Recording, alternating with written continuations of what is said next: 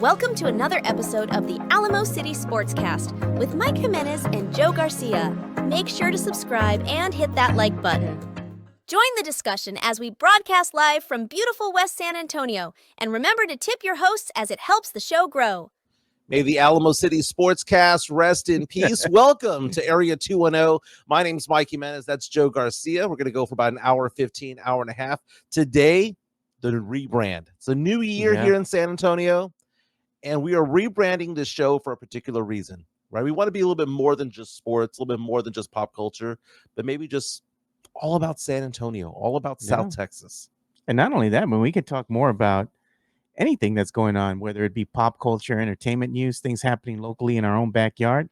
It allows us to talk about the flavor of San Anto. And the other thing is, too, we can also talk about us maybe, here and there, going to check out some of these food places around San Antonio that, you see on Insta and everything else that look really nice. A bar, per se, sports bars. Right. We can go check them out and give our opinion, And that's the thing that I think that sports talk radio should be about. Yeah. It should be guy talk about, like, if you were at a bar and you were to pull up next to us with a bar stool, it's the exact same thing that we're talking about. I'd buy you a beer and we'd have a discussion. We have a discussion, right? Which is why people who say that they don't like me on social media meet me in person, and then all of a sudden they're like, oh my God, he's actually a nice guy. Like, he's not a dick. But I'm back in studio. What were they calling me? Space City Mike? Oh, yeah, Space City Jimenez. Space City Jimenez is back, baby, is back. It's nice to be back in the studio. We have a lot to get into when it comes to the world of sports. First and foremost, I think Mike McCarthy still has a job with the Dallas Cowboys. This is what they call it, Black Monday in the NFL. Yeah. All the firings happened today. Already Adam starting. Schefter working overtime right now for ESPN. We'll talk about that. We'll talk about the playoffs. Last night, big game between the Lions and the Vikings. Determined who was the number one seed in the NFC. Joe, did you know that yesterday's game featured two teams that were 14-2? There had never been a time in NFL history when two teams with 13 wins played each other, much less two teams with 14 wins. The Vikings go 14-3, have the second best record in the NFC, and guess what? You got to go on the road. Yeah. The NFL's stupid sometimes when it comes to it. Well, I mean, don't get your cheeks clapped, right? Well, I mean, come on. They have 5 more wins than teams that have home games, dude. The divisions are small. Back in the day, you used to have 5-team divisions. Now, when you have 4-team divisions, what ends up happening is you have teams that are 9-7, 8-9 go in there and making the playoffs. Look at Tampa Bay, dude. Baker Mayfield. What did he prove? Yeah. What do winners do? They win. They win. And they did him dirty, man. 10-7. I mean, good enough to make the playoffs, but should they be hosting a playoff game? Nah. Is what I'm saying. But you know what? Should the Rams host a playoff game at 10-7? No. Should the Houston Texans host a game at 10-7? That's the thing. By the way, the Chiefs rolled over yesterday. Yeah, they did. They rolled over with a specific reasoning behind it of getting rid of Cincinnati Bengals. I know they're saying they're resting their players, but the Bengals ended the season 5 games in a row with wins, back-to-back wins. They were looking good. Joe Burrow having an MVP caliber season, but because they stumbled out of the gate, 9-8 was not enough. You saw Kansas City roll over and allow Denver to win this game. They gave the game to Denver. Yeah, basically. They'd rather face Bo Nix in the playoffs potentially than Joe Burrow. But you know what? Who's been the only quarterback that's bested the Kansas City Chiefs in the playoffs? Joe Burrow. And in fact, Joe Burrow, they play at Arrowhead Stadium. What do they call it when Burrow goes over there? Burrowhead, because he owns that place. Lost the last time he was there, but he does very well there in Kansas City. You know what? Pour some out for Brandon Big Papi Medina, man, because his Vikings got their cheeks clapped against the Lions. 31-9, dude. I thought the Vikings would put on a better show than this, dude. It was early on. It was okay. Minnesota tried going for a touchdown on 4th and goal early in the game, trying to make a statement, but they got denied. Jahmyr Gibbs is turning out to be the truth. Jahmyr Gibbs is such a good player for the Lions at running back, and then you see Jared Goff out there having a brilliant season. Everyone talks about Lamar Jackson for MVP. Everyone talks about Josh Allen, but Jared Goff needs to get some love, man. He has had a fantastic year. Not only that, he got married to Kristen Harper recently, the Sports Illustrated swimsuit model extraordinaire. He's living the life, man. Jared Goff is no joke. Meantime, Sam Darnold there is sitting there at quarterback of a 14-3 team. This is the best record, the best season the Minnesota Vikings have ever had. And their quarterback is an unrestricted free agent right now because they signed a top 10 pick in J.J. McCarthy. They drafted him this past season, tore up his knee in preseason. Darnold came in as a backup, ended up having a brilliant season. What do you do if you're the Vikings? Do you just say, okay, I know we were 14-3. I know Darnold threw for over 4,000 yards. I know that he's going to be a top 10 MVP candidate, but we're going to give the keys to a 22-year-old, J.J. McCarthy, because we drafted him high in the first round? Or are they going to say, you know what, we're going to give some money to Sam Darnold? How much money is Sam Darnold going to get? Because look at the reputation he has. Drafted by the Jets and just sucked ass over there. But then again, everybody sucks ass with the Jets. Look at Aaron Rodgers. If you play with the Jets or you play with the Browns, you should those seasons should be considered null and void. Yeah. Like they don't matter. They don't count. What do they call them? The lost seasons. They are. Look what happened to Deshaun Watson the second he went over there. Oh, look what happened to Baker Mayfield. Baker Mayfield takes him to the playoffs for the first time in forever, gets bounced for Deshaun Watson, has a brilliant career now at Tampa Bay. You see what happens with the Jets. They haven't done crap since Joe Namath back in the day. I mean, Mark Sanchez had a couple of good seasons. Broadway Joe, man. But the fact of the matter is that you take them out of those situations and you put them on a team with a good culture, a team with a good coaching staff, and some weapons, and all of a sudden these quarterbacks are balling out. Baker Mayfield's legit. Isn't that the same thing that happens with Spurs? Right? When Spurs players leave the Spurs, what happens? They sometimes go someplace else and do better. Derek White. Because why? They got a better plethora of talent around them, right? Better talent around them. Better grouping. Man, our chat which is powered by MCS General Contracting, is rocking and rolling right now, man. There's someone had a question about Ashton Genty. Mario Cavazos saying Ashton Genty equals Jahmyr Gibbs 2.0. Ashton Genty coming out of Boise State is going to be the number one running back taken off the board. Some think, I've seen some mock drafts, Joe, saying that he's going to be a top 10 pick. Others saying that he's going to be somewhere in the 20s. Yeah. There's a team that we know of, the Dallas Cowboys, who need a running back out there, unless you want to trust Rico Dowdle, who's done very well. But Jahmyr Gibbs yesterday, 23 carries, 139 yards, and 3 touchdowns. He is the truth. Not only does he do that, he's also a receiver in many respects. 5 receptions, 31 yards, 1 touchdown. He led my fantasy team to the Super Bowl. I was runner-up. But I looked at Jahmyr Gibbs, and that guy is just – it just shows how important the running backs are. Joe, we talked about this for so long, how running backs were out of style. It was passé to look at a running back. Yeah. But now they're coming back into fashion. Yeah, their stock stock has risen. The stock is – now you're looking at them, and it used to be where it's all pass. Not anymore. Now it's like, what wins the playoffs? Defense and running. And you look at the Lions. What do they have? They have Jahmyr Gibbs. You look at the Eagles. They got Saquon Barkley. Some of these good teams have some good running games, man. I don't believe in the Lions, though, man. To me, I think they're still a team that's decimated by injury. They're finding ways to win. But if they meet the Minnesota Vikings again, right? Because they said that, right? The coach said, very possible. See you in 2 weeks. See you in 2 weeks. I don't know, man. Back in Detroit if that happens. Now, Detroit has 2 weeks to kind of rest and recover. I like the fact that Stephen A. Smith this morning on First Take was making fun of the Vikings, because the Vikings for some reason had a locker room celebration with like champagne and whatnot last week. Yeah. When they had 1 game to go, they celebrated the fact that they had made the playoffs. What the hell? You know, you hadn't secured the number 1 seed yet. The playoff brackets are out. Chiefs get the bye in the first round. Chargers are going to Houston at NRG to play a wild card game. Yeah. Texans are the home team. The Texans are favored to lose. The Chargers are favored by 3 points in that game. You've got the Steelers going into Baltimore to play the Ravens. The Broncos taking on the Bills. The Lions have a bye in the first round. Rams and Vikings. It's going to be a tough game for the Vikings, man, but I think the Vikings should pull that out. The game that I'm most interested in are the next 2 games. You got the Commanders hosting going on the road, taking on the Bucks, and you have the Packers taking on the Eagles. Remember, the Packers went into Jerry World last year and took out the Cowboys, 12-win team. I would not be surprised, Joe, if the Packers went into Lincoln Financial Field in Philadelphia and took out the Eagles. You know what I would say? I'd be like that little kid from the Simpsons, Nelson. Ha ha. Exactly. I don't give a damn about them. Eagles only favored by 5.5 points against the Packers. You know what? I'd still bet on the Packers. That's going to be a close game. Minnesota favored by 2 over the Rams. Buffalo favored by 9 over the Broncos.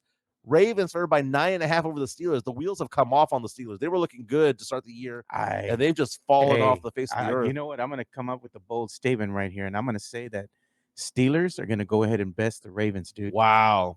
Because Lamar Jackson, for some reason, always shits the bed, dude. Yeah, always. But this time, it's got Derrick Henry behind him. So that's the difference right there. I don't believe in them, man. I don't believe in them. I think the Steelers are going to wind up beating the Baltimore Ravens. Yeah.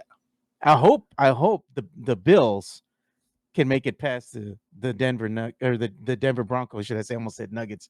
The Broncos.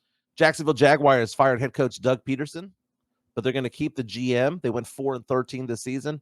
All eyes right now are on Dallas right now as to what the Cowboys are going to do. Jared Mayo was just fired from the New England Patriots. So that's 2 quarterbacks. He was fired yesterday afternoon. I was on the driving back home from Houston yesterday, and that was the topic of discussion on Sports Talk Radio, was whether or not Jared Mayo was going to stay with the Patriots. Jared Mayo was hand selected to succeed Bill Belichick when Bill Belichick left New England. I wonder if Mike McCarthy's name is going to be dropped next. Dude. Okay, so let's talk about that, because he's a free agent, basically. He's done. His contract is at an end. Well, let's get into this, because before the season started, and I tweeted this out earlier today, you and I were given crap by people on our MCS chat line, by people on Twitter, because what did we predict the Cowboys would do this season? They win 7 games. They win 7 games. After last night's loss to the Commanders, what was the record? 7-10. Yeah, 7-10. Yeah, 7-10. Exactly what we predicted. So for all the people who give you and me crap about this podcast, Joe, the fact of the matter is our takes are usually pretty good. We have a lot of really good takes when it comes to it. Yeah, we do. And the Cowboys, we saw it, Joe. We saw the fact that all the talent had gone away. Yeah. That their running back one was Zeke Elliott. Really? Where's he? What's his name now? Gone. We see that they brought in an old ass Dalvin Cook late in the game. God. That they didn't give the keys to Rico Dowdle. We saw that their second and third best receivers were either gone or hurt. When you have to rely on Jalen Tolbert, it's not gonna happen. We saw offensive linemen leave, and they weren't replaced. They made no moves in the offseason. None. Nothing of significance. So it's no surprise that they went 7-10. I think that it's even a positive thing for Mike McCarthy that he took this team to a 7-10 record, because he was given, and then Dak Prescott gets hurt, misses half the season. I think Mike McCarthy actually showed how good of a coach he is by holding this team up to a 7-10 record. I thought he got the most out of this team. From the looks of it, once they lost Dak, would you have thought they would have won 7 games? Yeah. They look like a dead boat, without a motor. They're just dead in the water, dude. They weren't going anywhere. And they found ways to win, some of these games. And I don't know, man. I think Mike McCarthy gets a lot of flack, but at the end of the day, Cowboys got to go ahead and choose which direction they want to go. Do they pull the plug and just hit the reset button? What do they do? The problem for the Cowboys is 2 things. Who wants to coach there? No one. They're going to get somebody who's going to be there, but they'll get a warm body. But there's no Bill Belichick anymore. Bill Belichick is now with North Carolina. Yeah, he's with the Tar Heels. He's out. You're going to say, okay, we're going to get Ben Johnson out of Detroit. Why would he go to Dallas? Doug Peterson. Dude, the second Mike McCarthy, his contract runs out, because, again, they don't have to fire him, Joe. His contract runs out. It's like the movie Office Space. We didn't get rid of Milton. We just let we just let it run its course, right? We just fixed the glitch. Look at this. Chris Gonzalez says, damn, Joe, upset. What are you smoking? The Steelers have lost the last 4 of their offense and have done nothing in those last 4 games. Dude, but you know what? Russell Wilson, for some reason, it just went back to being old. He turned back the clock for a good 2-month period. And the last couple of games, he looks like the same old Russell Wilson that came into the season. and was there last year. And you know what I told my brother-in-law on Friday when I went over there and we're having some beers after I got out of work? Yeah. I told him, put money on the Bengals to upset the Steelers. He says, really? Because he's into sports betting. And what happened? Bengals beat the Steelers. Yeah. And what did I say right now? Steelers are going to best the Baltimore Ravens. You heard it here first. You don't put money on that game and you lose your ass because you go the other way. Well, I told you so. I will say this, though. The Steelers would have to be close at all times because Steelers go down by 7 to 10 points. They ain't going to win. No. You know, they don't have the ability to come back. But Mike McCarthy, if he's a free agent, Joe, there are going to be teams out there lining up, salivating to get Mike McCarthy. Oh, I'm sure there will be. And that's the weird thing. Saw reports on Fox Sports 1 last night saying that if McCarthy walks, the team that could knock on his door, rumored to be the New Orleans Saints. That's what I was going to say. You're picking up strays. And all I'm saying is, come to daddy. Come to daddy. It's better than what we've had before. Oh, God. Look at, they already put in, said, let Joy Taylor coach. God, no, dude. I ain't touching that, Sith. And look at that. McCarthy's contract ends Wednesdays. Cowboys have the right to deny interviews from other teams until January the 14th. January 14th, which is just a week away. Yep. So I don't know, man. I think Jerry is going to go ahead and still roll with McCarthy.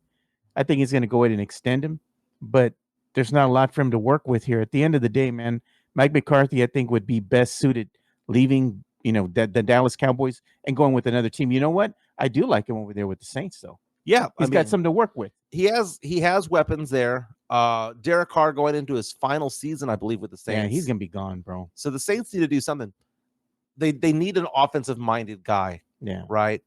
They've lost Lattimore. They've lost some talent on defense. But what I like about what the Saints have done the past few years is that they've shored up the offensive line. It's first rounder, second rounder out there on the offensive line. It's just health. Like any team, Saints went out, started off on fire, then they got hurt, and the season was over, right? But the Cowboys right now, they had no chance this season. They had no chance at all because, Mike McCarthy was given nothing to play with. He was given no talent around him, no significant free agent, and he still held this team together to a 7-10 win. I respect Mike McCarthy, what he did this season for the Cowboys. Now, Cowboys, though, got some good news for the Cowboys, too. That loss yesterday, coupled with some victories by other teams, made it so the Cowboys moved up in the draft, Joe. By how many spots? They moved up 3 spots this week. They are now at number 12. So they're going to have the 12th pick in the NFL draft. Now, New England won the last game of the season. They dropped from number 1 overall pick. Remember, Jared Mayo got fired. You know why they got fired? Because he won yesterday's game. They could have had the number 1 overall pick in the draft. Now, you might say Drake May is a good quarterback. You want to roll with him? Fine. Then go ahead and get Travis Hunter from Colorado, right? Plays both wide receiver and cornerback. Go get that guy. Nope. They dropped to number 4 because of a meaningless win last night. Crazy, right? The Jets got a meaningless win also. Yeah. Fell back in the draft as well. So here's the draft order for this upcoming season's draft. So the April draft coming up. Tennessee Titans at number 1. Cleveland Browns at number 2. New York Giants at 3. New England fell from 1 to 4. Jacksonville at 5. The Las Vegas Raiders at 6. The Jets at 7. Carolina Panthers at 8. My New Orleans Saints at 9. Chicago Bears at 10. And who would have thought 11 and 12 would have been back-to-back San Francisco 49ers and the Dallas Cowboys. The Houston Texans currently slated to be at number 19, provided that they don't advance that far into the playoffs. You know what I was going to touch on? I wanted to talk about Aaron Rodgers, dude. I think Aaron Rodgers, more than likely, from, there's been reports out there, rumors, that this could be his last game that he just played on Sunday. I hope so, man. He's a shell of himself. He's done, dude. He needs to hang it up, man. Have you seen He has no mobility. That was what made him good. I mean, not only did he have a cannon for an arm and one of the most accurate arms you'll ever find in the NFL, the fact of the matter is his legs, extended plays. He and Brett Favre had that in them. They could extend plays. And when you can't extend plays and you relied on that, it's going to hurt your game, man. And he's not the same anymore. Looking at a mock draft, by the way, Joe. Yeah. According to tankathon.com, there we go. They believe Shadir Sanders of Colorado, Dion's kid, going to go number 1 overall to Tennessee. They believe Cam Ward, former of UIW, went to Miami. Going to go number 2 overall to the Cleveland Browns. His career is already effectively over. Travis Hunter going to the Giants. Dude, if Travis Hunter goes to the Giants, that would be amazing. They need a star out there. As far as other teams that we might look at, my Saints, number 9, taking LSU's Will Campbell. Cowboys at number 12. Projected to take running back Ashton Genty at number 12 overall. We talked about Ashton Genty being a Jahmyr Gibbs kind of guy. Back in the day, remember they took Zeke Elliott, number 3 overall. Yeah. Back in the day, you would take running backs high up. You are a Cowboy fan, Joe. Now that the season's over, I've asked this question before, but now that we've seen this season come around, you okay with the Cowboys going after Ashton Genty, who had 2,600 yards rushing in one season this year? Oh, man, that's a tough question. 29 touchdowns this season. He can sniff the end zone. That's a tough question, dude, because the Cowboys need some help, not only on the defensive end, but also on the offensive end. So what do you do? If you're a Cowboy GM that has to make this decision, who are you going to take? Jerry likes to sell jerseys. I know he does, man. And an Ashton Genty jersey would be a big deal, dude. They drafted him. It would be at every Dallas Cowboys shop out there because they would know he'd be the new Zeke. And Jerry would say, because they did that, they're all in. Again. Got to do something. Hey, we do because if the Cowboys go out there and draft an offensive lineman for a team that has a fan base that's apathetic, who just simply checked out this year, you go out there and get them a guard, you get them a defensive tackle, even if it's needed. Yeah, Cowboy fans going to be like, doesn't move the needle. But you give him an Ashton Genty. Oh, by the way, this is a record breaker running back in the NFL in college football. Yeah, he played for Boise State, but when he played against the big boy teams, he did pretty well. You give that red meat to Cowboy fan, we're back, baby. Vamos para Super Bowl. It's our year. It's our year. We have a $5 super chat coming on in. There we go, man. Thanks so much for the $5 super chat. We appreciate you, Sam Salinas. Look what he says. Can I officially put in the suggestion to name the alien Extranjero Sucio? Grito for the extranjero sucio. That's what he's saying. All right, so we're going to get the grito in first time this year? I guess so, man. He paid for it. I want to see it. But we got to change the grito, though. We got to go ahead and get Leja, man. And the grito is powered by MCS General Contract. That's right. What I want. Let's do it.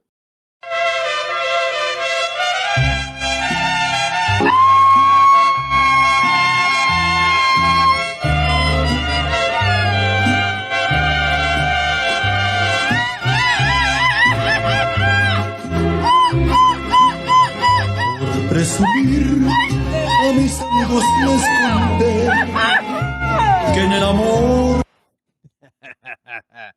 You know what? I hated it at first, but now I'm all about it, man. Oh, Lord have mercy. Thank you for the super chat there, Sam. We got another incoming super chat, man.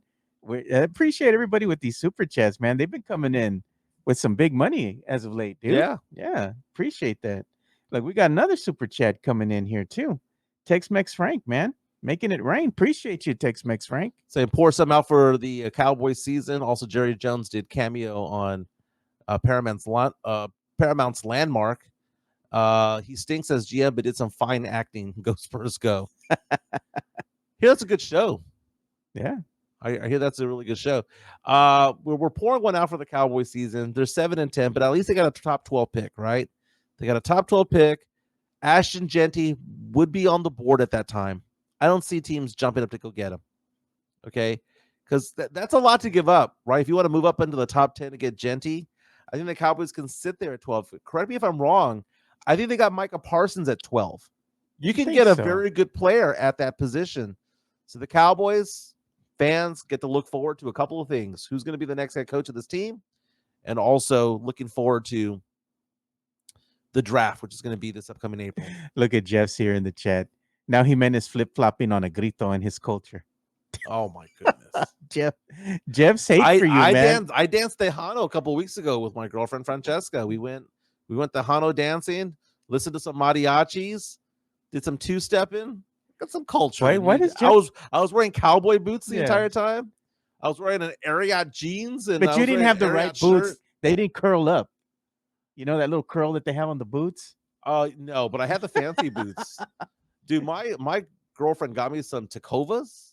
I think they're what they're called. Those are expensive. You know what? Why is Jeff always cooking you, man? Like before even the show began, Jeff's already with the roast, man. I know he's trying to roast me on. It's a hobby. It's a hobby. Dude. Okay, you live rent free. I do live rent free. I mentioned on my last tweet that we all have to have hobbies. My hobby is crunching numbers when it comes to Jeremy Sochan. Oh Lord, here we go.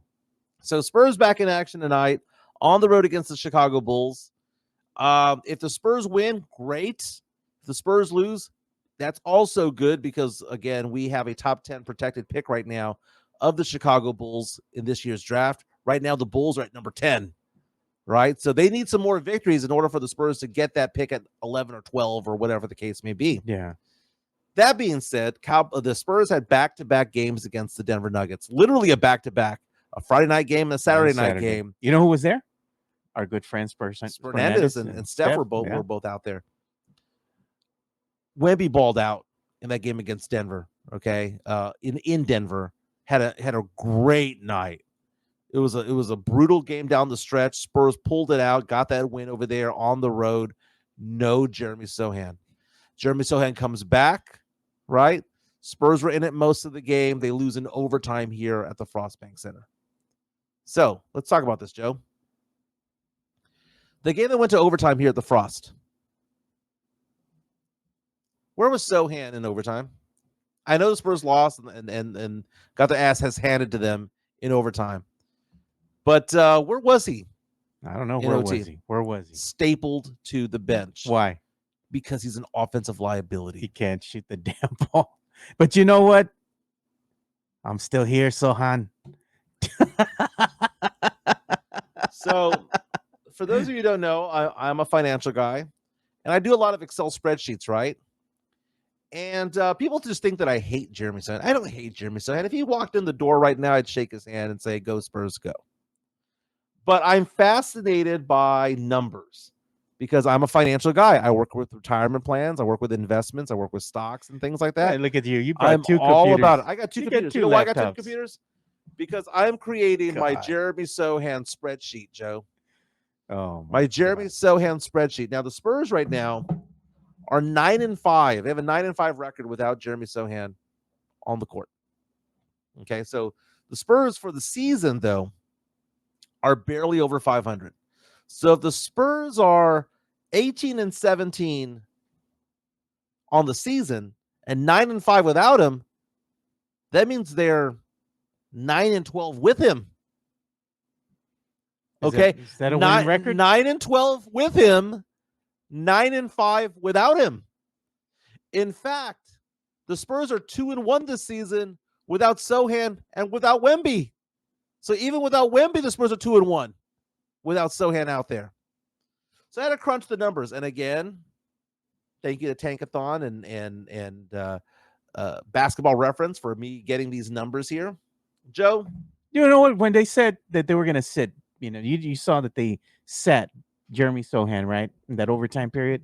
Yeah, I bet you were like, good. Because we need points. Oh, but he's such a good perimeter shooter, a perimeter defender. And it's about making points. It's about putting points on the board, scoreboard, right? The occasional stop does not make up for the fact that he can't shoot. Yeah. You know what was funny to me too, Mike, is that Mitch Johnson, right, when he took over the team in Coach Pop's absence, right, he was doing a pretty decent job. Yeah. But now he's going back to Pop ways, man. Pop calling him on the phone. Pop saying, "Hey, what you doing there?" I'm not doing any Pop jokes right now, but Castle should not be playing just 14 minutes. Yeah. Last game against without Sochan, Jeremy Sochan out with a back injury, came back for the last game, but we're talking about Friday night's victory, the third against the Nuggets. 35 points and 18 rebounds for Wemby. Shot 14 of 22. I'm going to go back to that box score, Joe, because the box score fascinated me. What is the one thing I complain about when it comes to Midtown text with a $10 super chat coming and says, Mike made a spreadsheet to throw in people's faces. I did the math. That's it, Midtown. That's it. Because you know what? I hate Ben Shapiro, that conservative commentator, but he coined the phrase, what is it? What, facts don't care about your feelings. Yeah. Okay. And use my line. People lie, women lie, numbers don't lie. Right. Joe, when I talk about Wemby and his shooting and what he does on the court, what do I complain about the most, Joe? I complain about the fact that he shoots too many threes, right? Or the EFG. EFG. Ah, okay. I gotta get to that. You throw, dude, Joe. If you were a volleyball player, what you would have done? This is like an alley-oop you just threw me, dude. You just set up the volleyball, and I'm gonna spike it right now. Wemby, in the game against the Nuggets, in which they won 113 to 110, 14 of 22 shooting. Joe, how many 3-point attempts out of those 22? Typically, he's doing what? Shooting just as many threes as 2-pointers, right? Yeah. It was almost identical. It was like one 3-point attempt was more than 2-point attempts up about a week ago. That was what the case was for the full season. But in that game, Joe, in which the Spurs beat the Nuggets on the road with a 3-time MVP on the other side and no Jeremy Sochan, Wemby shot the ball 22 times. Only 6 of them were 3-pointers, which means he's shot 16 2-pointers in that game. This is you right now doing the math, just like that dude from The Hangover. From The Hangover? Yeah. Yeah. That's me. That's you. Did Julius Caesar really live here? In a time, Joe, when Wemby averages 10 rebounds per game, how many did he have? He had 18. Okay? Yeah. So, Sochan has now played 14 games this year. Spurs are 9-5. You might say, well, they beat bad teams. They only beat bad teams. Well, okay, some of them were bad. They lost to the Rockets, beat the Blazers, lost to the Jazz somehow, beat the Kings, beat the Wizards, lost to the Mavericks, lost to the Lakers, beat the Thunder, beat the Jazz, beat the Warriors, beat the Jazz, lost to the Lakers, beat the Kings, and beat the Nuggets. There's some good teams in there, man, that they beat. They beat the Thunder without Jeremy Sochan. They beat the Warriors without him. They beat the Nuggets without him. They beat the Kings a couple of times without him. Decent teams. Yeah. Maybe not top tier. Well, OKC is. But here are the stats, Joe. In the games, the 11 games that Wemby has played this year without Sochan, Spurs are 7-4. He has shot 111 for 221 overall. So he's shooting more than 50% from the field. When it comes to 3-pointers, Joe, you're good if you're 36%. You're elite if you're 40. 11 games without Sochan, 47 of 113, 41.6% from 3. That is Steph Curry level. Effective field goal shooting percentage of Wemby without Sochan on in the game at all. 60.8. That's Steph Curry level. So what are you saying? He plays better when Sochan's not there. They force him to play down low. They force, and not only that, you put another shooter out there, which means that they don't have to play 4-on-5 offensively. Sochan will go get 14, 16 points. They're all dunks and putbacks. Great. That's what I was going to say. What do the Spurs do with Sochan when they put him out there? He has to go and play inside the paint because Wemby doesn't want to. Right. He wants to be out in the perimeter shooting threes, right? Even though he's the tallest guy out there on the court. I think he's best served playing inside the paint where he could dominate, but he doesn't want to do that. Right. So they put Sochan in there because they know he can't shoot. Right. They got to make some type of they have to get utilization out of him, right?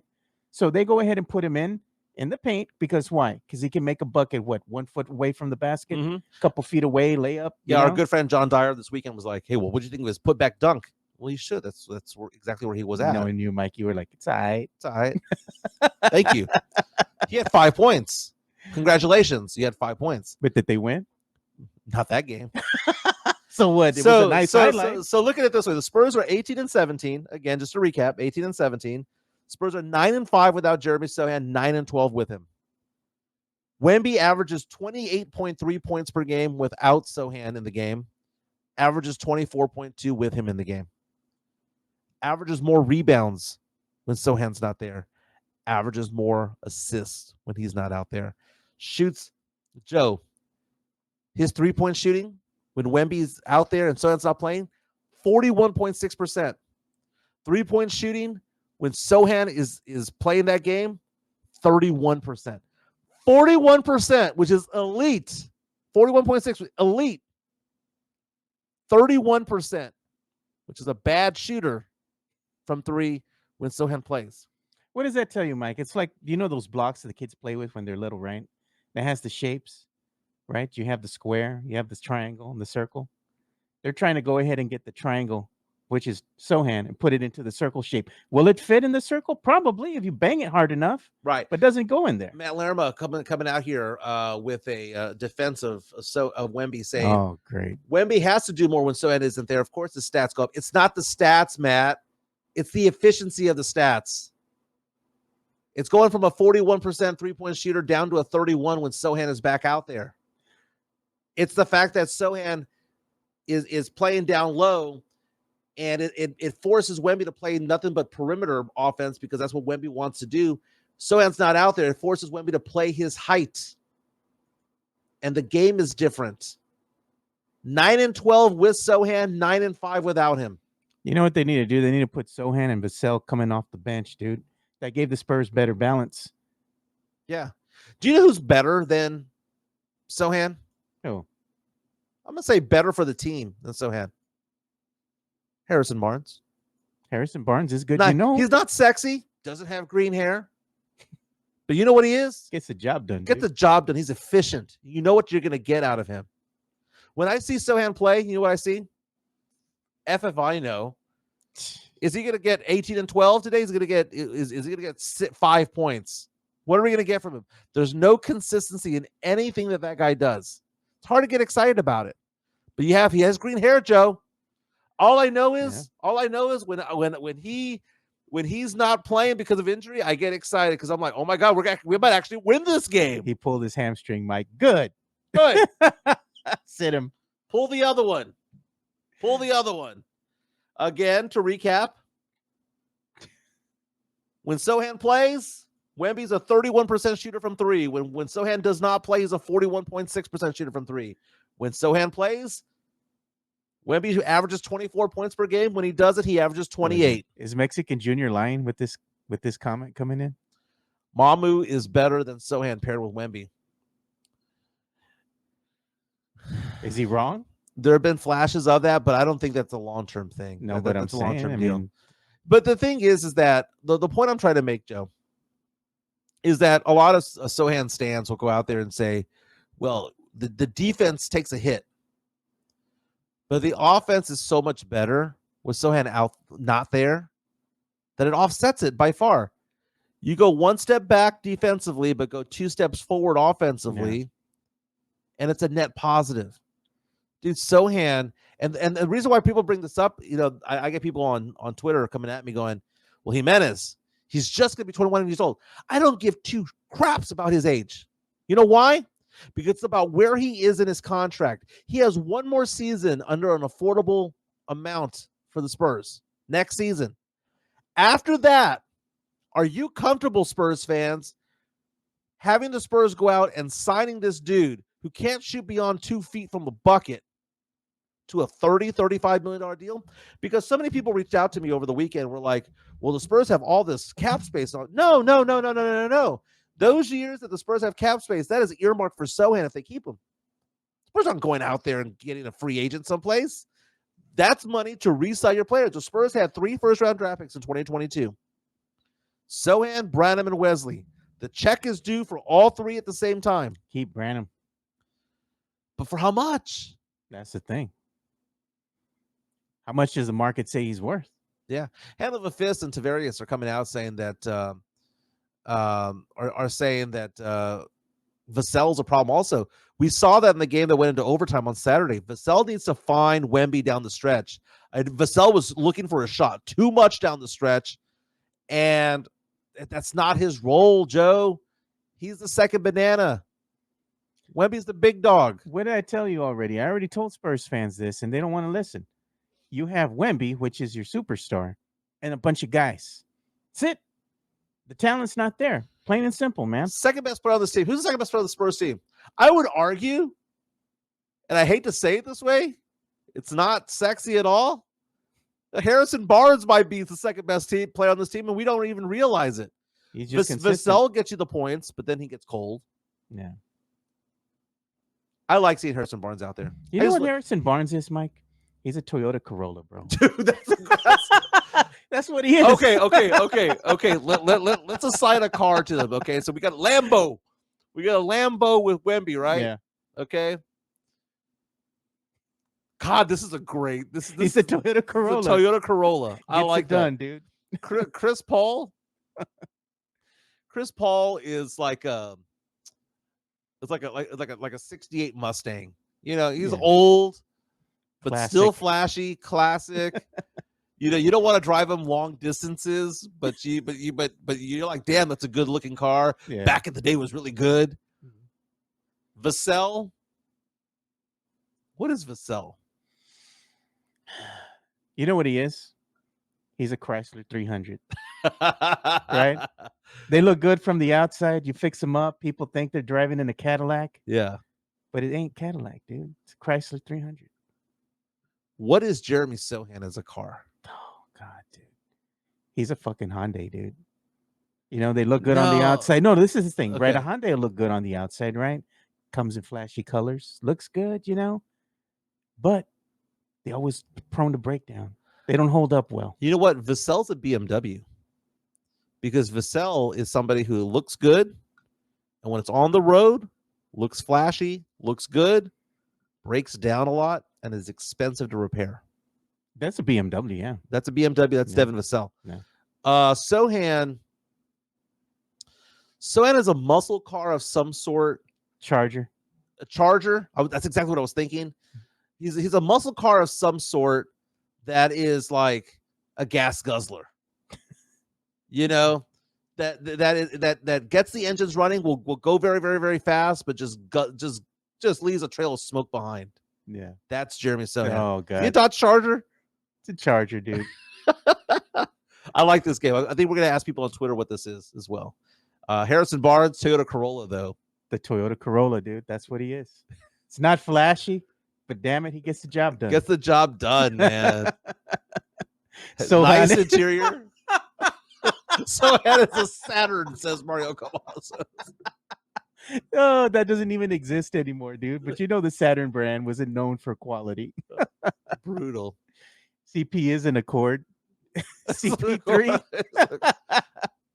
Collins is the Astro van with tiny issues. God. Dude. Zach Collins, man. What a crappy player he is. And the Spurs have him on the hook next year for like $18 million. Let the brother go, man. Just cut him loose. You know what he's going to be? And probably when his contract ends, I bet you he won't even be in the league anymore. He's going to be overseas somewhere. Mm-hmm. He's bad, dude. He is bad, but Steph still loves him. Steph still loves him. Oh, yeah. She calls him, that's her papicito.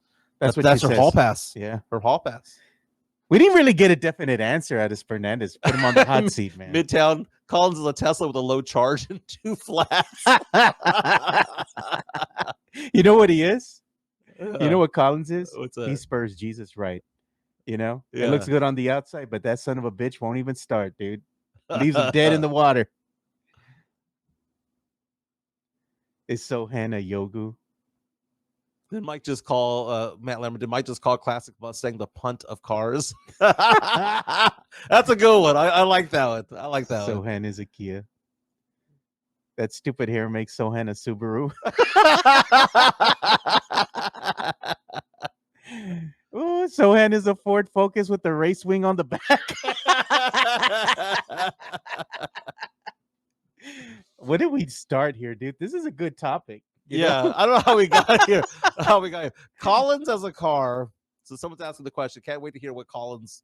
That's Tex-Mex Frank. Collins is what's a good looking car that is just really.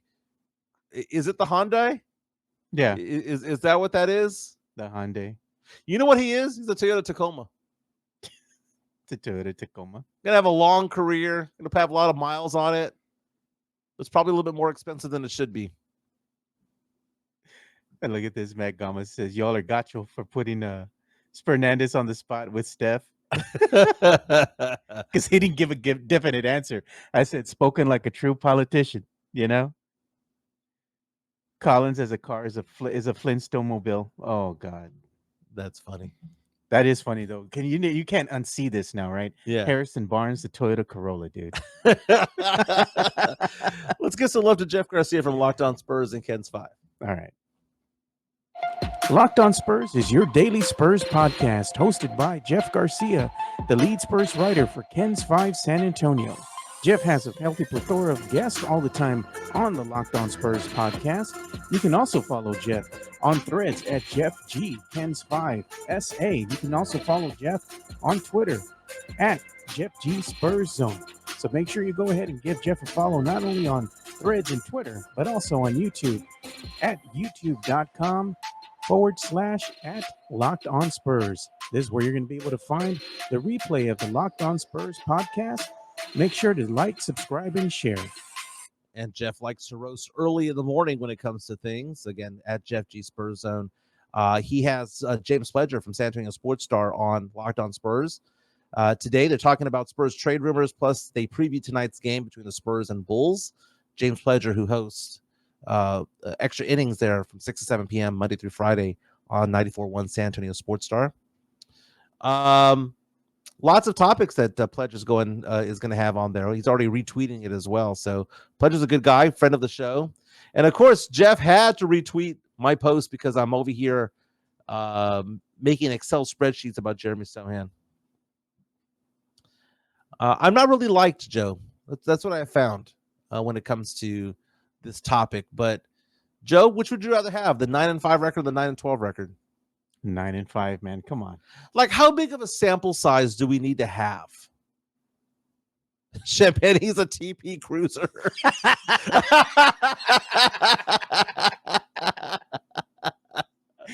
God,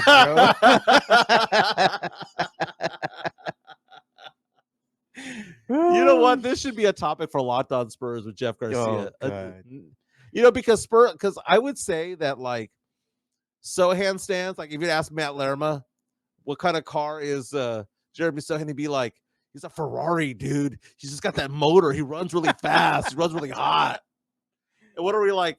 Nah, no. He's a Dodge Charger. You know what? You have Wemby. Wemby's like the Ferrari or the Lamborghini. And then you have all the domesticated cars. PT Cruiser, Toyota Corolla. You know, it's like, it goes to show you, Spurs fans right now in the chat, what are they telling you? They're just a bunch of guys. No, baby, we're all in, baby. We're all in. Jeff Garcia also mentions the fact that Spurs Youth Basketball League and Pizza have announced that the Stefan Castle has been named an SYBL commissioner for this season. So lots of articles on kens5.com. Hey, speaking of local TV stations and whatnot, my daughter, Gabby, started her new job today over at KSAT 12. And congratulations to Gabby. Yeah, so Gabby making her way over. So I'm showing her Twitter account. You can follow her at GV Jimenez. Add 2 Z's at the end, but she's now working with KSAT 12 as a digital content producer. So she'll be doing a lot of the articles and whatnot that you see on Facebook and Twitter and on their website. Look at Jeff sounding like the jealous girlfriend, man. Jimenez needs to come on Los because he big timed me over the weekend. I kind of did, man. I hate to say it that way, but when I'm with Chica, I kind of the world melts away. Dude, here's the thing, man. Here's the thing. My girl, she makes me put my phone away, man. I had a habit of going out there and tweeting and going on social media, TikTok and whatnot. But she doesn't like make me put the phone away. I just kind of want to. It makes her happy. Yeah. So here's Chica. We went out this weekend. She's probably like, you're on my time, just like with Steph, what she does with Fernandez. Yeah. Yeah. So that is Francesca. She's very, very nice. Yes. So Cowboys. I saw this. Ed Werder posted this yesterday on Twitter. Jerry Jones saying that he was unaware that Cooper Rush had $250,000 on the line if he had played yesterday's game, but they played Trey Lance instead, who sucked ass. Cooper Rush could have gotten $250,000 by just getting into the game, and Jerry Jones was like, What's that one commercial? Thought you had it. Oh, you Thought almost had it. You almost had Gotta it. be quicker than that. Gotta be quicker than that. Sam Salinas saying, crack that whip. Yeah. You know what's the problem with the Cowboys is the same problem that's wrong with the San Antonio Spurs. They just can't seal the deal when it comes to crunch time, man. Yeah. You know? They don't do enough. Wait, who's this again? Cowboys and San Antonio Spurs. Well, the Spurs during crunch time this year have done a lot better than they've done in the past. But they still haven't found that magic sauce. Because look what happened against the Nuggets, right? The Nuggets, they let them climb back in the game, right? They had them on the ropes. And then they just let them climb back in. They're a world champion, right? The Denver Nuggets. Right. And in overtime, they showed you who they really are. They found a way to win. Spurs only scored 3 points in OT. Well, I mean, they had Nikola Jokic bitching up a storm that entire game. Nikola Jokic was being a complete bitch. Oh, yeah, dude. And you know, and I understand he's a big guy, but dude, I mean. But did he get teed up? Didn't get teed up. He always has these marks on him, and I don't know if it's because he's so light-skinned, but it makes it look like he's been through a drive-through car wash. Yeah. He's always nicked up, but I'm like, dude, you're just brittle, man. He's a great player, but you look at the lineup: Michael Porter Jr., Nikola Jokic, Russell Westbrook, Jamal Murray, Christian Braun, Peyton Watson. Those guys are better than a lot of the Spurs players. No lies. No, obviously Wemby would be the second best of that lineup there, because if the Wemby was on that team, he'd be the second best player behind Jokic, because Jokic is still the best player in the NBA right now. Yeah. But they have better pedigree. So for the Spurs to get a split, it's good for them. It's good for the Spurs. Yeah. It's good for the Spurs. Better pedigree. But you look at the standings right now, and the Spurs right now still hanging around for that spot in the play-in. Right now at the number 8 position, Joe. Number 8 position behind the Clippers. So we have overtaken the Golden State Warriors, overtaken the Minnesota Timberwolves. But the thing about it is, though, the Spurs have played 20 games at home and 15 on the road, which means we got to play some catch-up. We've got the rodeo road trip coming up next month, Joe. That's going to not end well for Spurs fans, dude. Spurs just 6-9 on the road. We're a different team at home. We're 12-8 at home. The Spurs are 12-8 at home, which is kind of like the winning percentage the Spurs have when Jeremy Sochan is not playing the game. Okay, the Spurs play on the road at the same clip winning percentage as though he is in the game. I won't ever let that go, Joe. I won't ever let that go.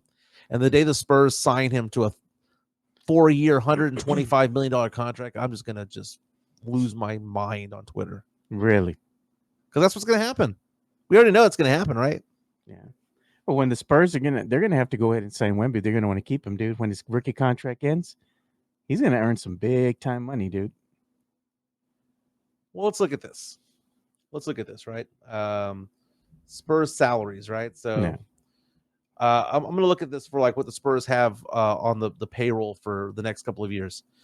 So next season, the Spurs have already half their team already set up, right? We've got Vassell coming back, Keldon, we've got Barnes, we've got Collins, we've got Wemby, Castle, Sochan, Branham, Wesley, Champagnie, Bassey, Sissoko coming back. Dude, we got 12 players coming back. We ain't doing crap in when it comes to free agency this year. No.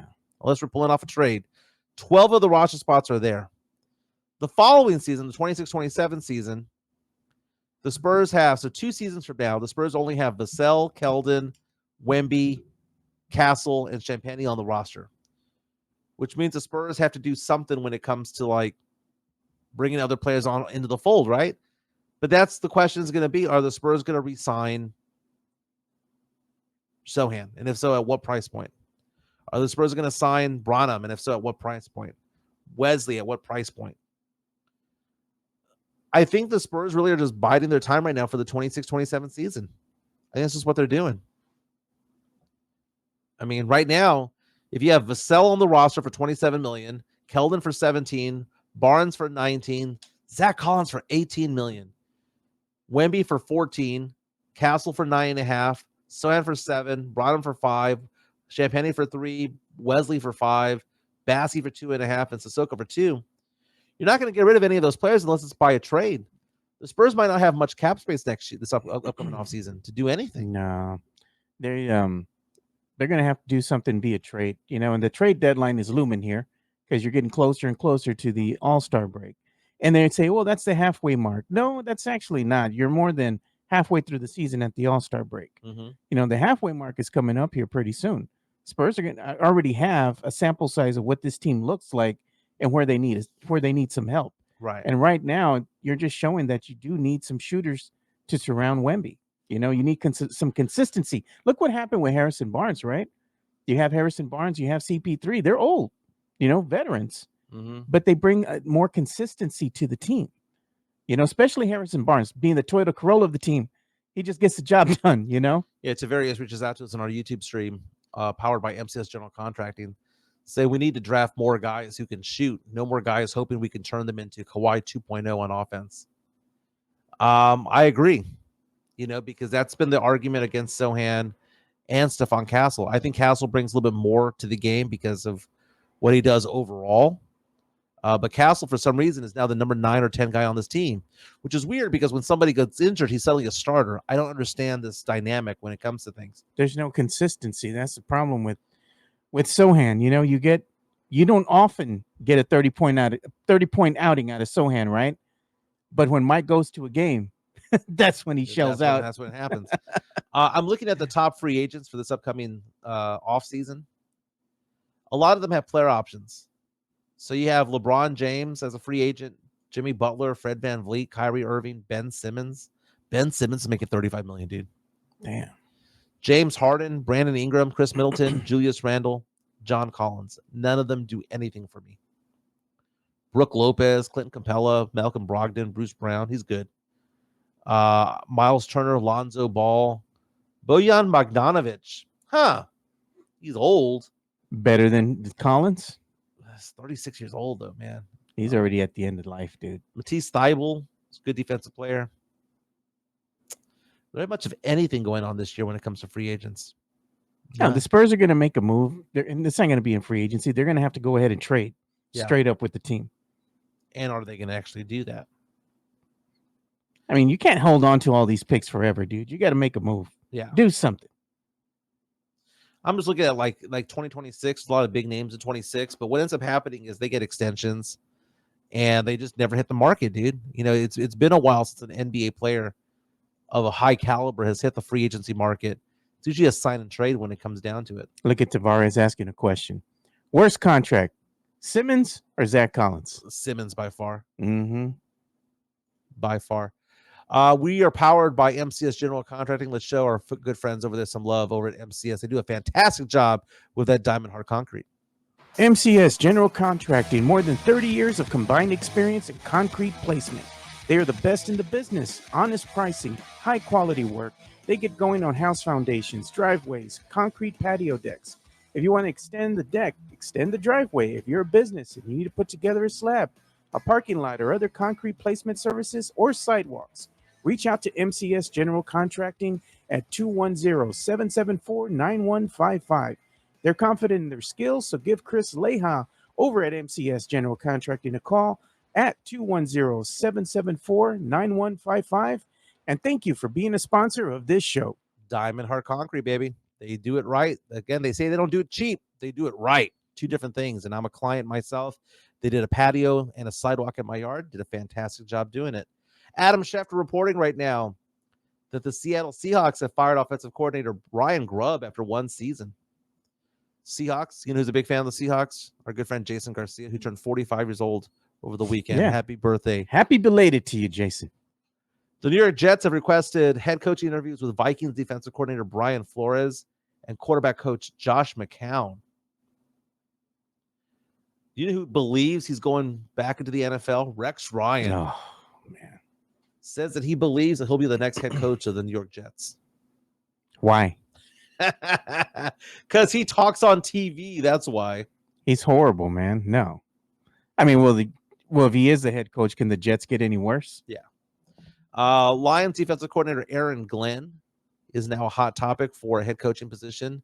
3 teams have lined up, according to Adam Schefter, to speak with him. New York Jets, Chicago Bears, and the New Orleans Saints. But if Mike McCarthy becomes available, the Saints are walking in.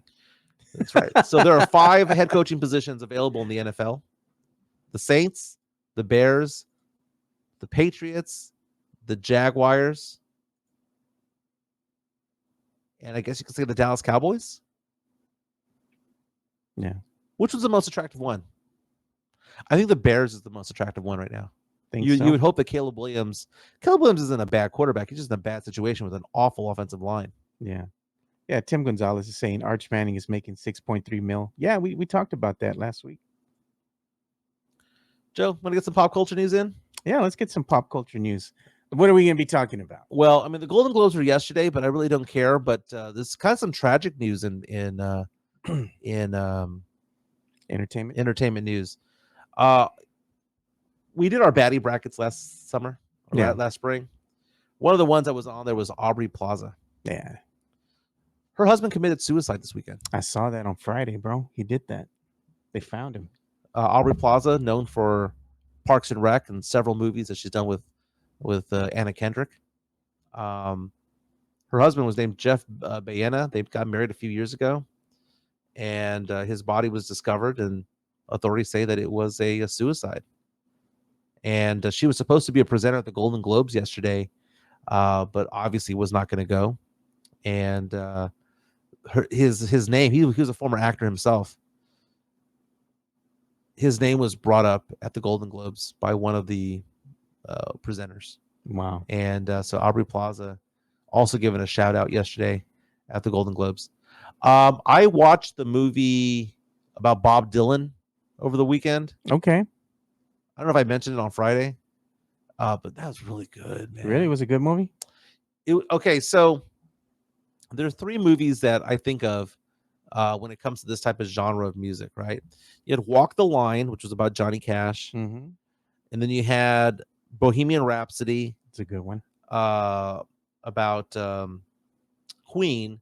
And then you had this movie about, it's like, what's the movie called? Like Out of Nowhere or something like that? Timothy Chalamet. We talked about Timothy Chalamet last week because he was on ESPN Game Day talking about, we can go $2 by the way. Yeah. He was talking about ESPN's Game Day about college football, and people didn't realize how big of a sports fan he was. But you go watch this Bob Dylan movie, and you can tell that this guy is probably going to be the next Tom Hanks.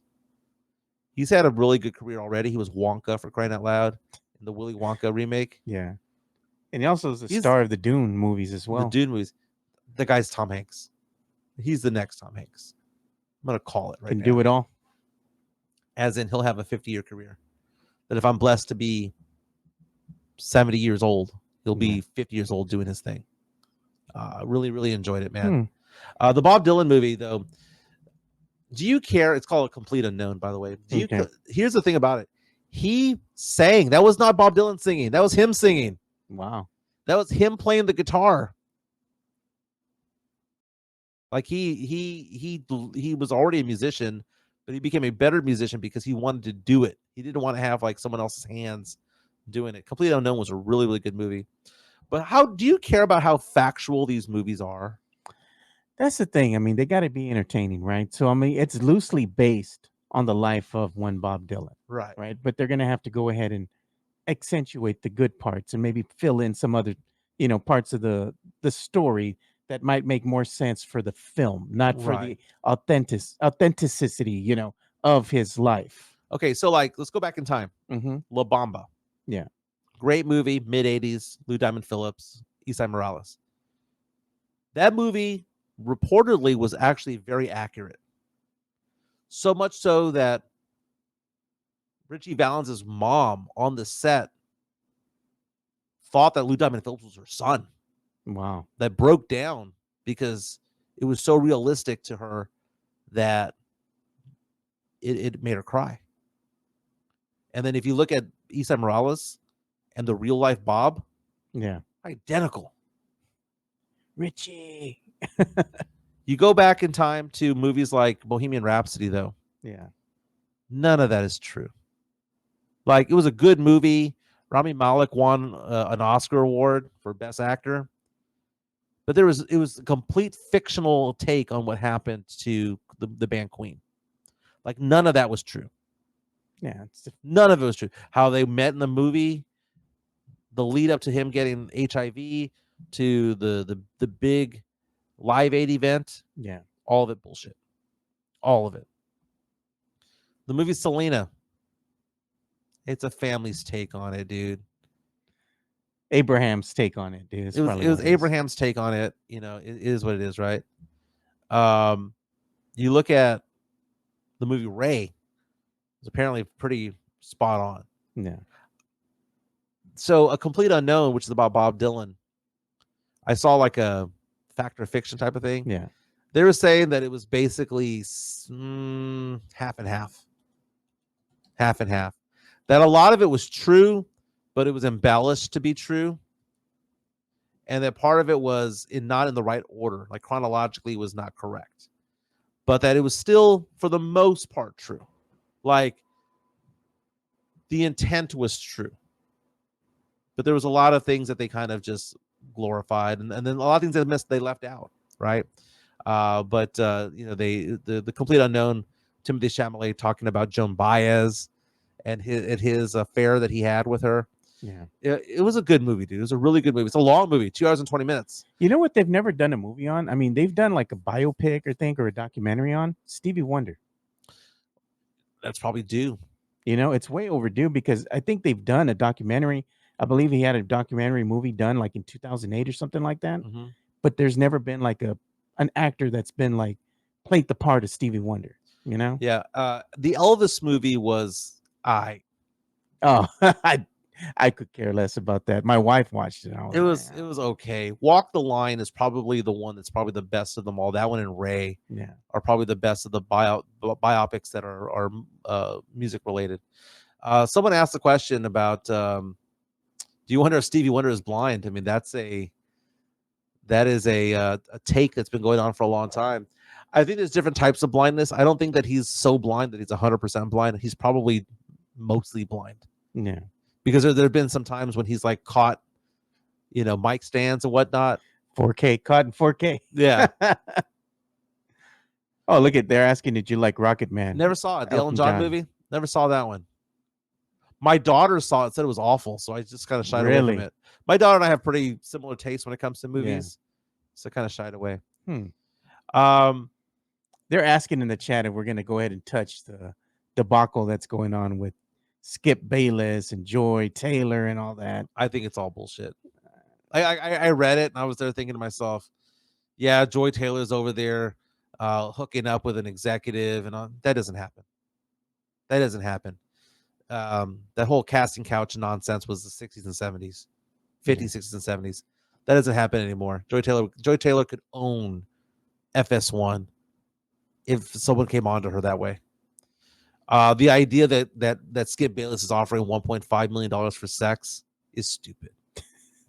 Now, did he come on to that girl? Maybe, yeah. Did he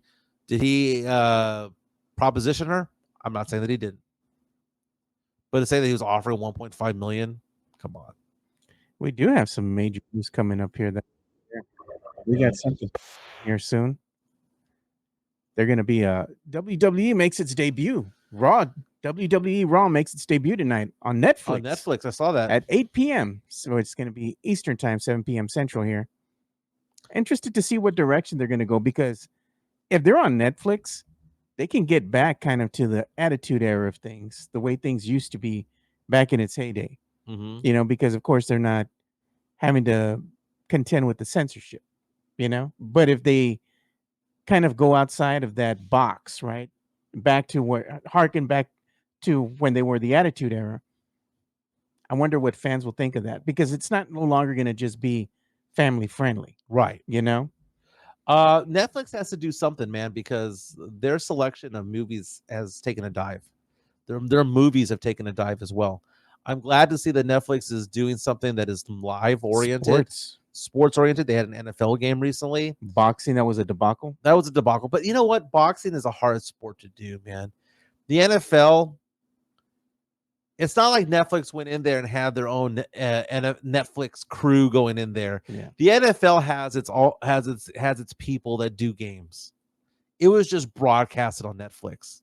So people are like, man, I hope it's not going to be as bad as that boxing. No, NFL has NFL cameras. They have NFL. You know why?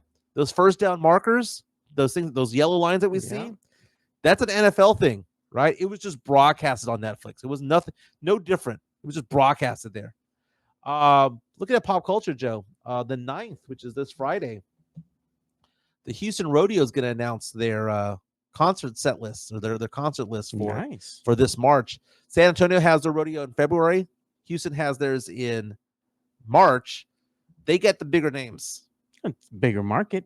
They get the bigger names, right? But let's take a look at who's in the San Antonio Rodeo, which, by the way, the first concert takes place at the Frost Bank Center February 6th. Do these names get you excited, Joe? Scotty McCreery, who I believe was on American Idol. It's February 6th on a Thursday. Hugh Wetzel on the 7th. Saturday night on the 8th, Keith Urban coming to town. That's a big name. He's performing 2 shows. He's performing on the 8th. 2 shows, a noon show and an 7:30 p.m. Can you imagine getting your tickets to a concert, Joe, and going, yeah, it starts at noon. Why? Concert's supposed to be at night. Yeah, you get ready, in the evening, you take your lady with you. Go get dinner. Yeah. Make your way over. Have some drinks after the concert. I can't wake up, go to a taqueria, have some coffee, and then go see Keith Urban. You're going to be in the mood to be drinking, doing some day drinking? Come on, man. February 9th, we've got Leanne Rimes with a noon performance. So if you're going to miss church, you can go see Leanne Rimes. Bellamy Brothers that evening on the 9th. Mark Chestnut, it's a blast from the past, going on the 10th. On Tuesday, the 11th, the Eli Young Band is really good. John Party on the 12th. Miss Candine Bloodline on the 13th. Valentine's Day, Tyler Hubbard. Dude, some of these names suck, man. Look at Diamond Rio. Weren't they around in the 90s? Yeah. Going further down, Joe, the 20th, Sammy Hagar. The brother can still sing? Cabo Wabo, baby. Cabo Wabo tequila. He's making more off of that tequila brand than he does having to come out and sing. How about this? The 21st, Nelly. You gonna wear the Band-Aid? You know damn well you're gonna go. Well, I saw Nelly perform at the Usher concert. He was the special guest. He was actually really good. And then it wraps up on the 22nd of February. Dwight Yoakam, who I've seen perform before. Joe, okay, I'm gonna say something sacrilegious here in San Antonio. Oh, no. I saw a concert in Vegas where it was Dwight Yoakam and George Strait. And Dwight Yoakam was more entertaining. You didn't like George Strait? Love George Strait. I love George Strait. I know the words to 60 songs. I was two-stepping with my girlfriend the other day in the kitchen, and I sang to her a song off the top of my head of George Strait. I had a little bit of a moment with her. And the fact of the matter is, I was like, I cannot believe I knew all the lyrics to that song. No, man.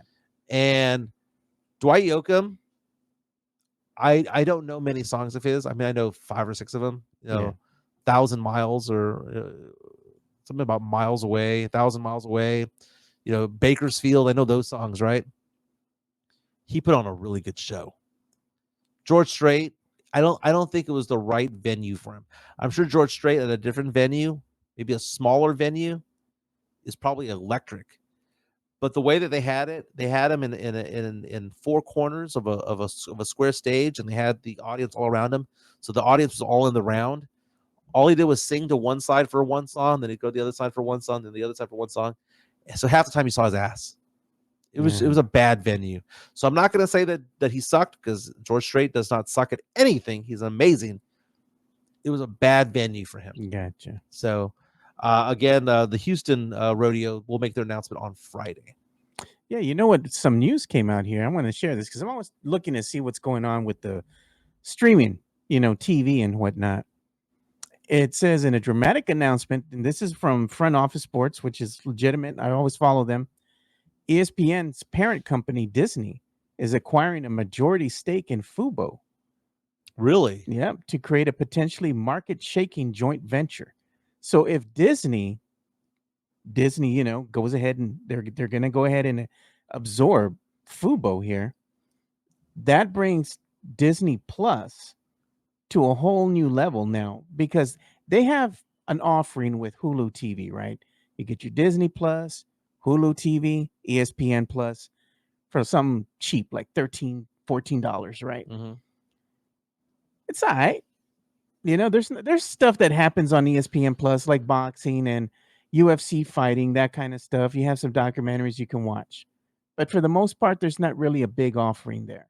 But if you pair Disney, right, Disney Plus now with Fubo, what do you get? Live TV, sports especially. That makes them a viable streaming platform destination. Things are getting expensive, man. It's going to, you know what? They thought at the end of the day, cutting the cord from cable was going to be the way to go because it was for a cheaper. while it was. Not anymore, man. Not anymore. I look at this. I bought Fubo 2 months ago because I love YouTube TV. YouTube TV, I'm a big fan of. You like the layout and everything and how easy it is. The interface is wonderful to use. It's easy to use. And I look at YouTube TV. I like how the DVR works. The search features, user friendly. It's like an iPhone. Yeah. It's like an iPhone. It's easy to, if you're not even familiar with an iPhone, you can pick up an iPhone and know how it works within 5 minutes. Yeah. Right? Fubo's like an Android. Probably better, but it takes a while to figure out how, where to search for this and the other. But YouTube kept raising the prices, man. They kept jacking up their prices. And they don't even have a lot of the sports offerings. And they don't offer the Spurs. So I had to go to Fubo because Spurs games are on there. How much is Fubo running now with Spurs? It's like $90, right? Plus taxes. Yeah, and then you add the fact that I dropped HBO Max. Mm-hmm. I dropped Paramount. Okay, so you're saving about maybe about $30-ish a month. I dropped Peacock. Okay.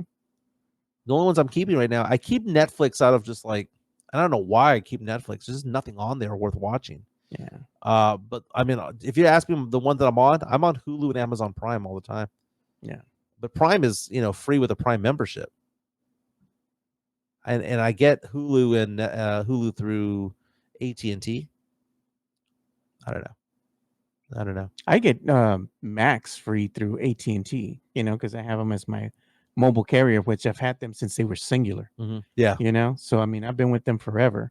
And I get all these discounts because I'm like, been with them, like I said, for quite many number of years. But even with the, let's say, internet that I have with AT&T, right, you do get HBO Max included in that as well. So, yeah. I mean, Max is good. I like Max. And again, if I had to pay for it, I probably wouldn't have it. But since it's already included in the plan, I get that. If I didn't have a girlfriend and had stuff to do over the weekends, just single and just staying home, I'd get HBO Max because it has the best movie content out there. Yeah. But then again, I take a look at it and I find myself on Pluto TV a lot because the offerings they have there are really good. For free TV. And I have to watch a commercial every once in a while. But you look at the movies that they have there for free. Not bad. I'll watch it. I'll watch it. Take a look at the forecast right here for the city of San Antonio, man. It's gonna be cold. Joe, it got down to like 29 tonight this past evening in San Antonio. Here's the forecast for the city of San Antonio.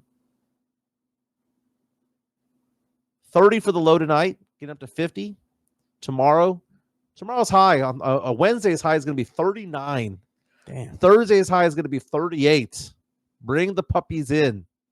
Yeah, you're not going to leave them outside? Dude, I've been outside. I've been gone for so long. So my dad has been with my dogs and my nephew's been with my dogs. I calculated, Joe, that I was away from San Antonio 17 out of 19 days. From like the 14th all the way to I was in Barbados for 5 days. I was in San Antonio for a couple of days for Christmas Eve and Christmas Day. But I've been in Houston with my girlfriend and her family and all that stuff. I came back and I saw my dogs. Dude, they were all about me yesterday. Like Duncan last night got on the bed and did not want to let me go. Just cuddled with me the entire time. Yeah. Cody, my golden retriever, was being a little piece of crap. But Duncan, the husky, was lovey-dovey. Big time lovey-dovey. Yeah. JHNSB says Mike lives out of a suitcase. Dude, I have another trip coming up, man. Going to Jamaica in April. That's what my girlfriend and I have decided to do, man. We decided we're just gonna go do trips all year long. Oh, here we go. Every 4 months. What Lulu sweater is Mike wearing today? You did go to Lululemon. I did, but I'm wearing an LSU. I got this from Champs. Yeah. Went to Lululemon the other day. Got a couple of items off the clearance aisle. See, I bought them from the actual store, but they were on clearance. I think they were returned. I think like someone bought them and then they returned them. But it was brand new though. It had the tags on them and everything. I got a Lululemon hoodie, and I got another pair of shorts. There you go. I think I bought both items for like $80. Not bad. I'm not breaking the bank for it all. Not bad at all. We went thrifting over there in Houston. It's all right. I have fun. You didn't get a Rockets jersey? Fuck the Rockets, dude. I told my girlfriend's daughter, I was like, if I become part of this family, we're a Spurs family. I hope you know that. Yeah. And she goes, well, I like Tim Duncan. I was like, well, that's all I needed to know. Your grandfather did the whole thing. Because they don't live in Houston. They live an hour outside of there. I can bring them back into the Spurs. They actually have photos that they were showing me of them at the AT&T, or it used to be the AT&T Center at Spurs games, Joe. I'm excited about the NFL playoffs. That Packers-Eagles game's tasty, dude. That is a tasty, tasty game. That's the one I want to watch. I think that the Packers will actually best the Eagles, dude. I can't wait if that happens. Mike living life like an Activia commercial. What is God. Activia? Some type of drug. I gotta look that one up. Am I being insulted? No. It's a, what do you call it? Probiotic yogurt. No, it's funny because I tell my girlfriend, we have all these people who tell us, that they retire, then they go traveling. And I'm like, why don't we travel while we're still youngish? Yeah. We're both in our 40s. Let's go have fun and have a good time. And I have found that those all-inclusive places are cheap compared to like just going to Galveston or going to Port Aransas. We booked 4 night stay at an all-inclusive resort, a 5-star or 4.5-star resort in Jamaica. How much do you think this is? Overnight, what was it called? Round trip tickets to Jamaica.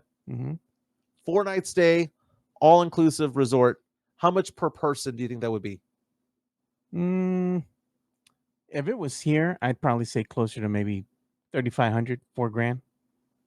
$2,000 a person. Not bad.